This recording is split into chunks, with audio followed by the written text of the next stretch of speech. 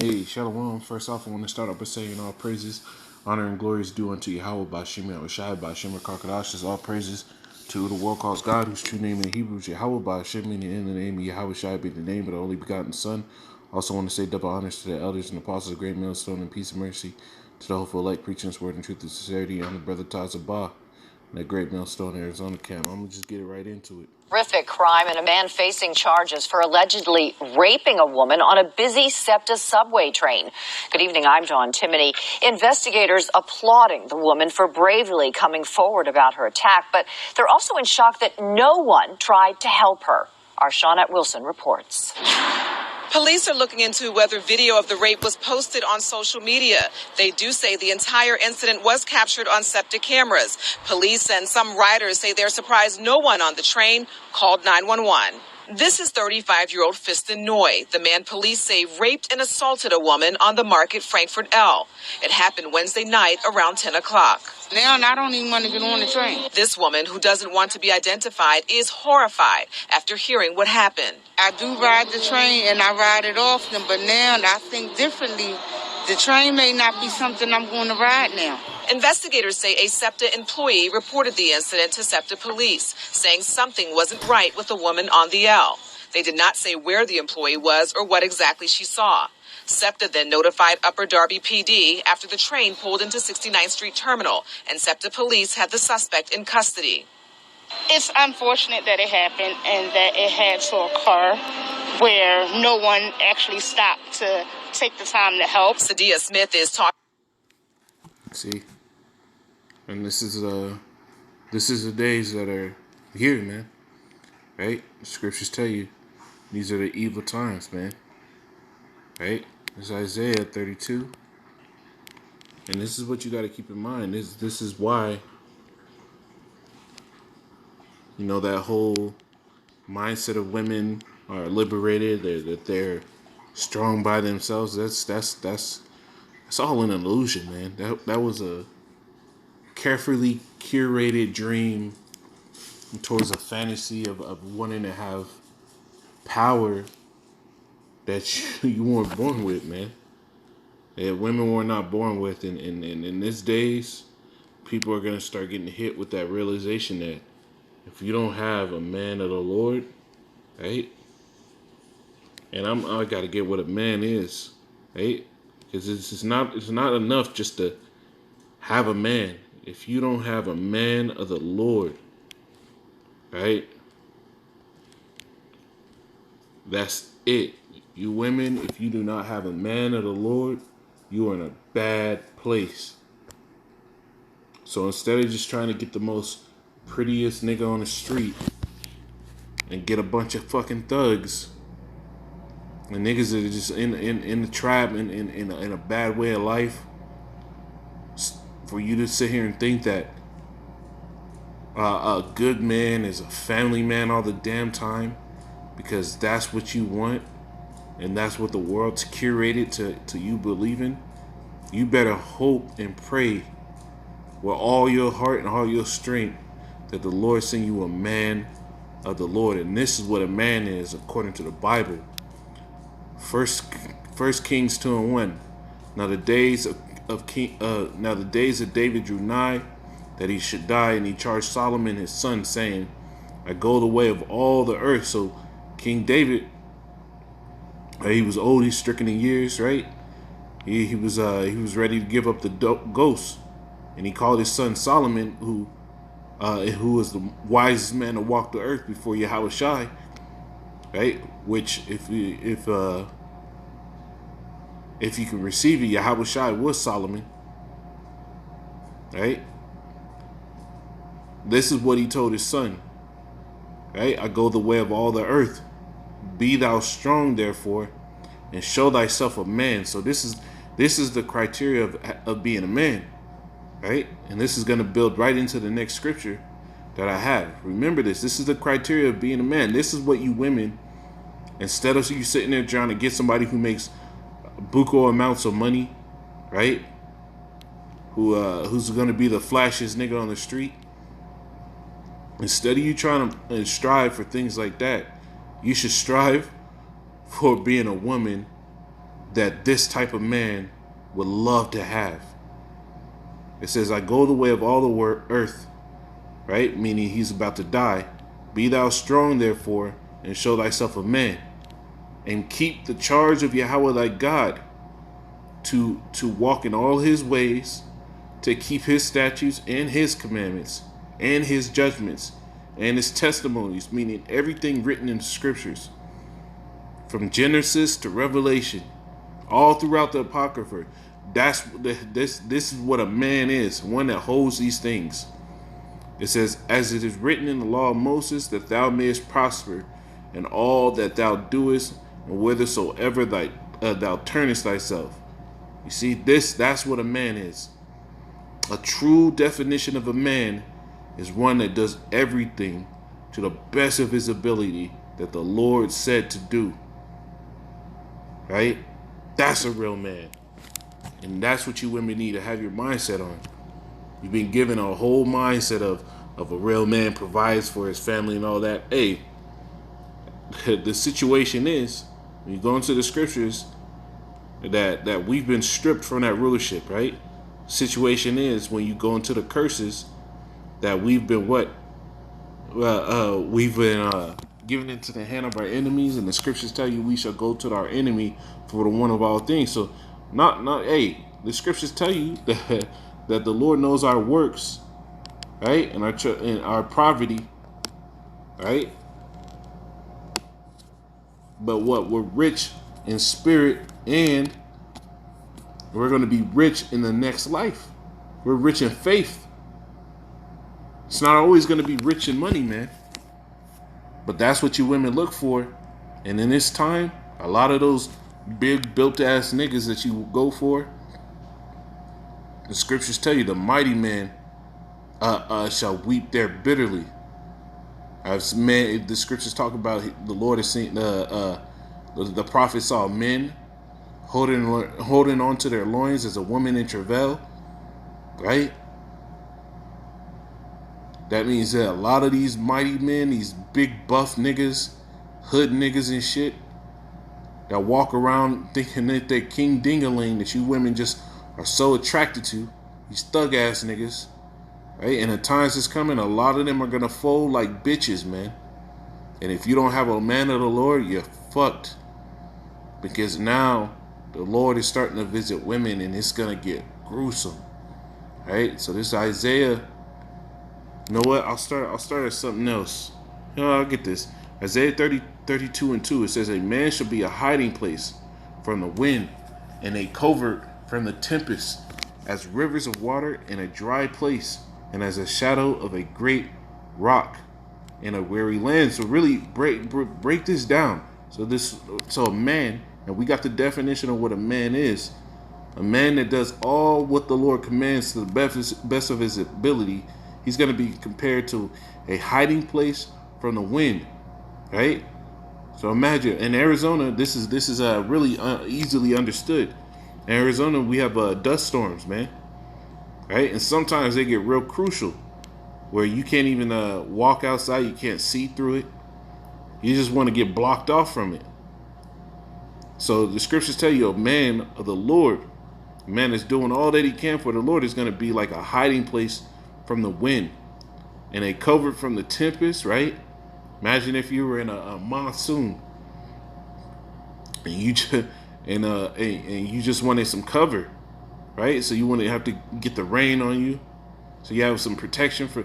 Hey, man, because I've walked through monsoon storms before, where the rain's coming in sideways and it's hitting your skin, and it stings, man.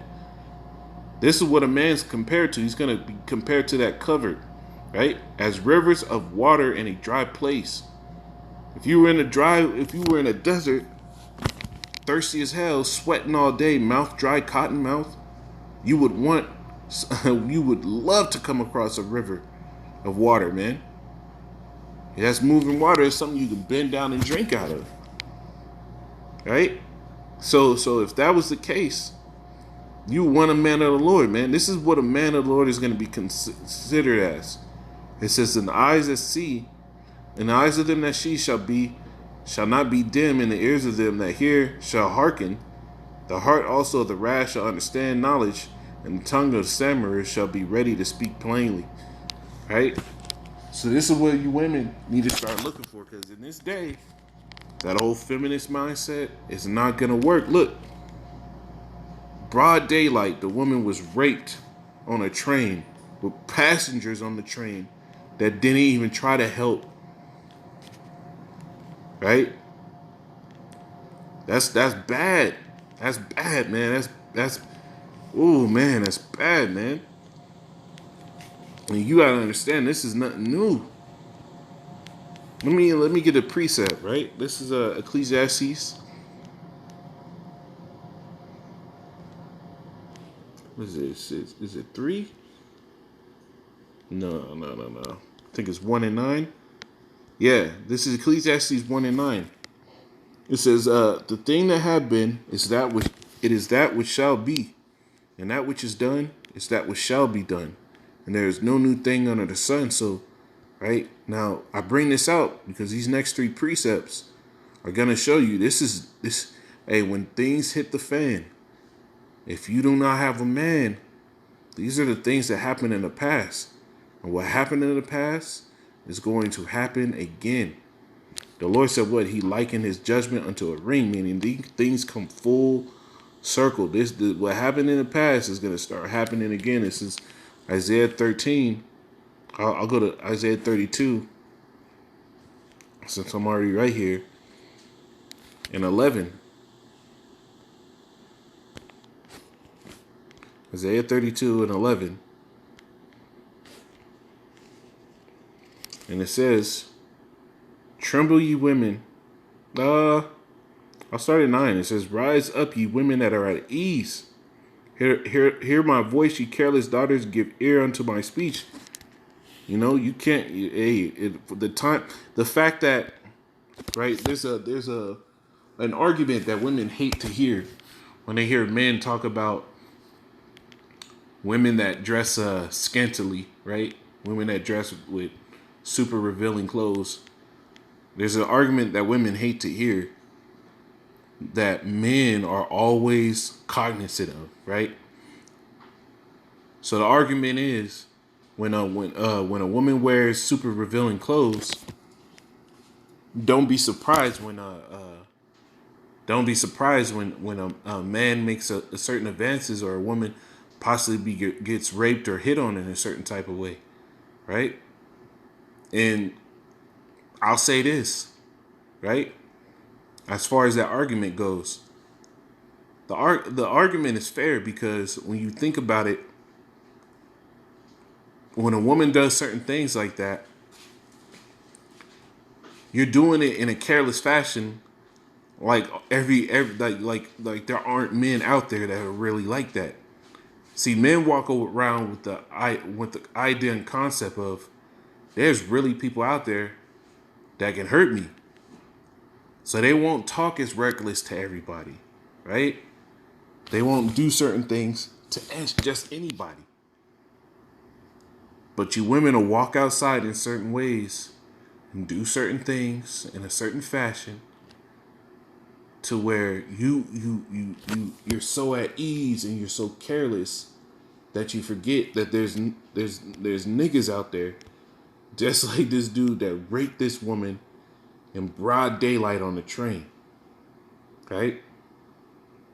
And this is why the scriptures say, rise up you women that are at ease, because that careless mindset of never having the mindset of things can go south, things can go left, the Lord is going to shake you out of that mindset when more and more things like this to happen. It says, rise up ye women that are at ease.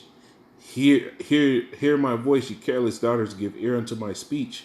Many days and years shall you be troubled, ye careless women, for the vintage shall fail, the gathering shall not come. And this is going into all the goodies that you get as being a woman in the world, right?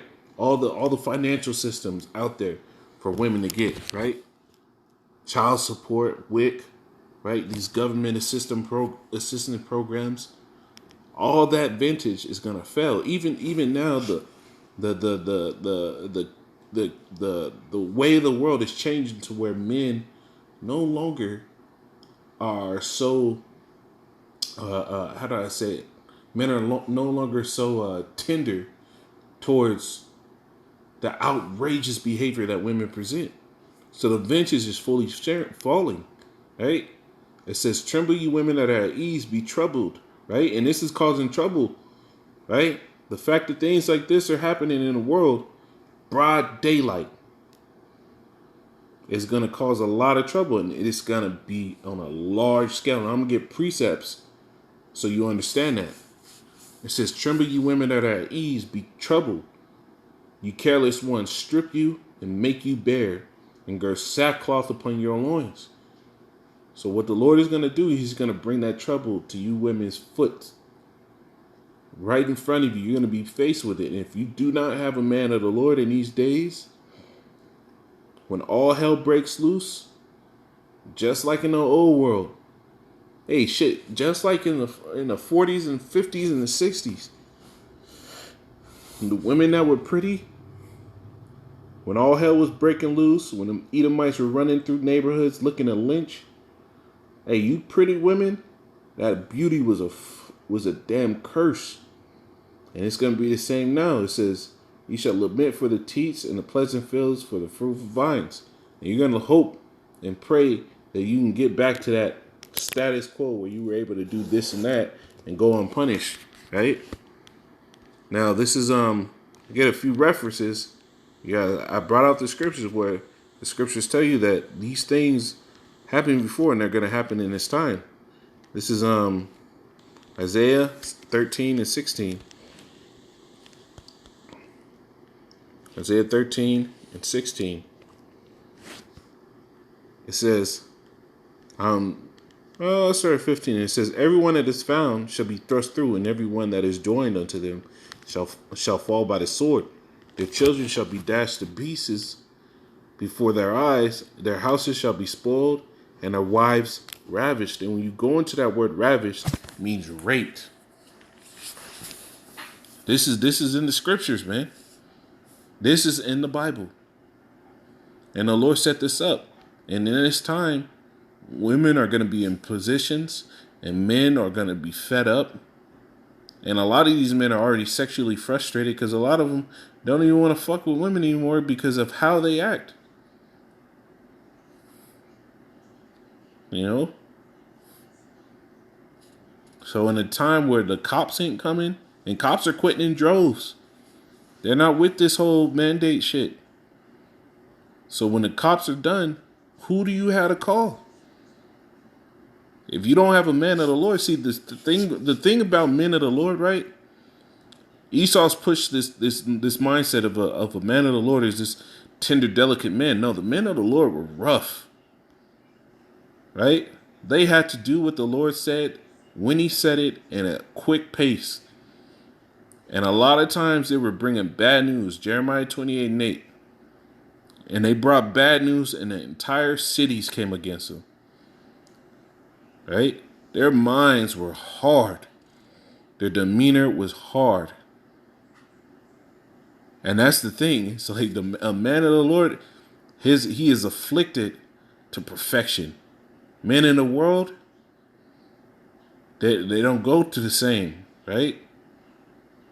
So we're built different. And we can do a whole lot more. And we walk around with the anger of the Lord, man.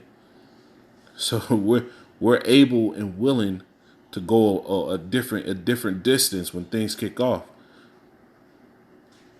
So if you don't have one in these days, you're in a very big disadvantage, man. This is Lamentations 5.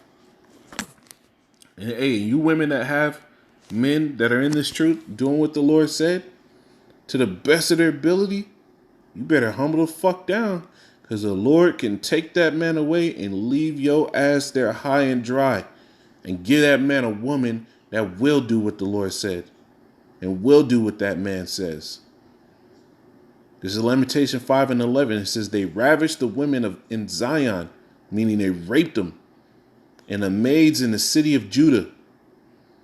Princes are hanged up by their hand. The faces of the elders were not honored, and this is about to happen all over again. All over again. When these Edomites want to get food and they running through people's neighborhoods in their lifted trucks with their guns in their hands, toting around, looking for what house hasn't been ran through just yet. And you women are there, they ain't gonna leave with just killing a man. Right? They gonna get some frustration off. And the best stress reliever, hey, because the scriptures talk about there is a pleasure that comes with sleep after you get you some booty, man. That's the best stress reliever. Hey, it says they ravished the woman in Zion and the maids in the cities of Judah. This is gonna happen all over again. It's gonna be terrible, man. Hey, fear the Lord now. Zechariah 14.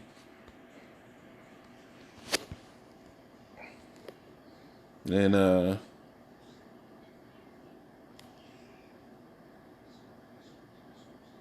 started one. It says, "Behold, the day of Yahweh cometh, and they shall spoil and divide in the midst of thee.